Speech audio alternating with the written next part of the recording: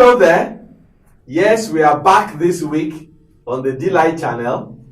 And if you've been here last week, you remember that we started our conversation around the 4 D's. D for dog, D for donut, that you need to actualize your plan.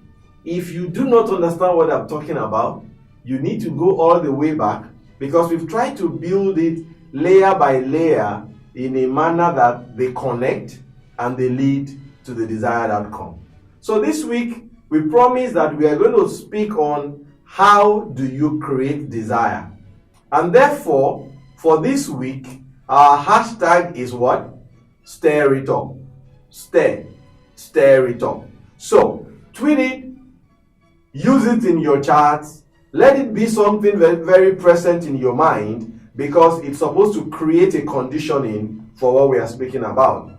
And to this end, our quotation for the week says that anything, absolutely anything is possible if you have the mindset and the desire to do it and you put the time in.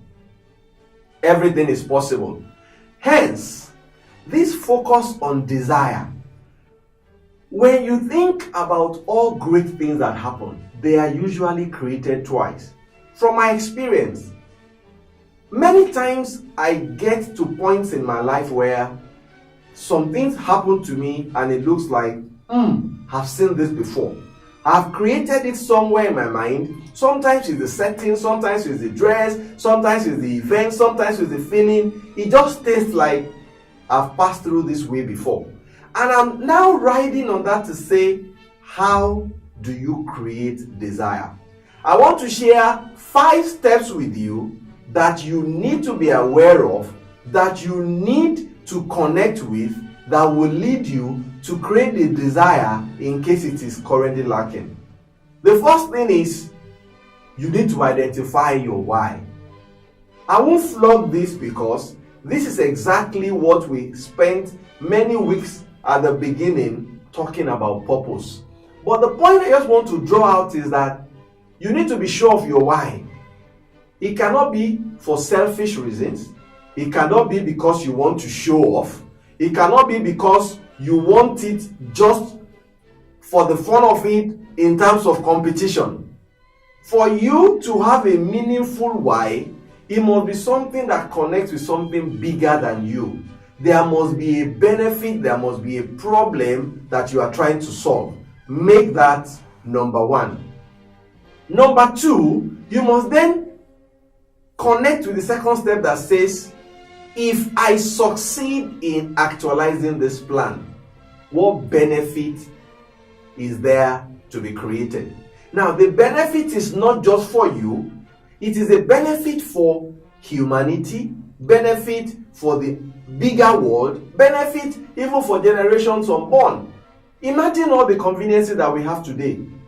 Some people have devoted their life to medicine. I was watching something this morning on a Nigerian somewhere in the US devoting his time to stem cell research.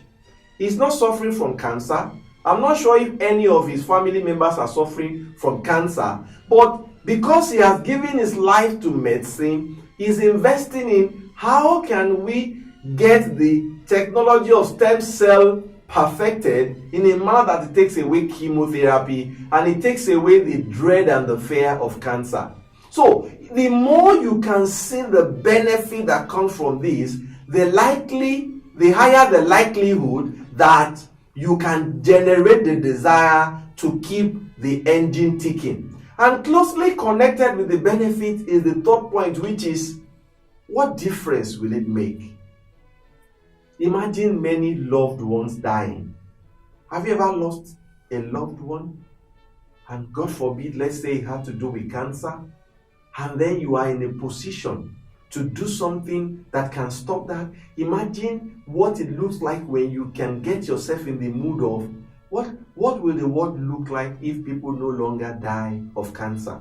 As a matter of fact, many of the diseases that we now take for granted, that you have vaccines, be they malaria, be they polio, be they meningitis, many of these diseases that science has now found a cure for, They only came about because somebody devoted themselves to actualizing that purpose. So, for you, what is that benefit that you can generate from this? It can be something as easy as making transportation easier. It may be something as easy as preserving blood, or something as easy as waste processing, because something inside you has been deposited and the desire to also make it happen has been deposited. The question is, how do you activate it? That's number 3. Number 4 then is, when you are dead, have you stopped to imagine your life at 75, at 90?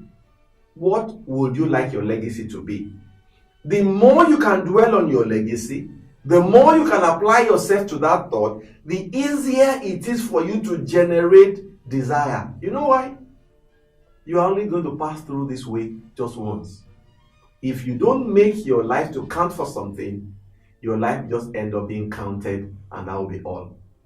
And the last but not the least is, you also have a choice not to do anything. For all that you've heard, for all that you've listened to, for all that you've read, for all the push and the encouragement and the excitement we are trying to generate on this channel, you also have a choice not to do anything. Last question is, if you don't do anything, what will the consequences be? What is that thing that you are struggling with right now? Maybe it's about your health. Maybe you need to start getting physical. Maybe it's about your academics. Maybe you need to get serious. Maybe it's about your job. It's about your business. It's about your relationships. If you don't do anything about it, nothing will change. It will just be a wasted effort. So what I'm saying is, if you compare what can happen if you don't do nothing, which is the last point, and you compare what can happen if you actually can dwell on it, like the position says, give it the time, give it the energy, give it the desire that it takes, what world of difference you can make for yourself and for posterity. If you do this, you're on your way, most likely, to generating desire. But remember, one way I know to generate desire is by action. Start. Don't worry about how everything will add up. There is inspiration in action. We've said that before. Start from somewhere with what you have, where you are, and then see how the laws of nature, the laws of the universe will collaborate with you to take you towards the point where your plan will not just be something on Excel, something on a paper, but with a life that you are living. And like me and many others, you can get to different bus stops, you can say, I've been here before and I've seen this before. I hope this has helped you today. So click on that button, like it, share it, follow, give us your feedback, write in. Many of you talk to me on the road. I appreciate that, but when you share it online, it becomes more impactful. Let's know you are there. Let's know the difference that this is making, because as you all know, all I'm trying to do is what? Make a little difference. Tim Mack is my name. I'll see you next week. Bye-bye, and thanks for watching this week.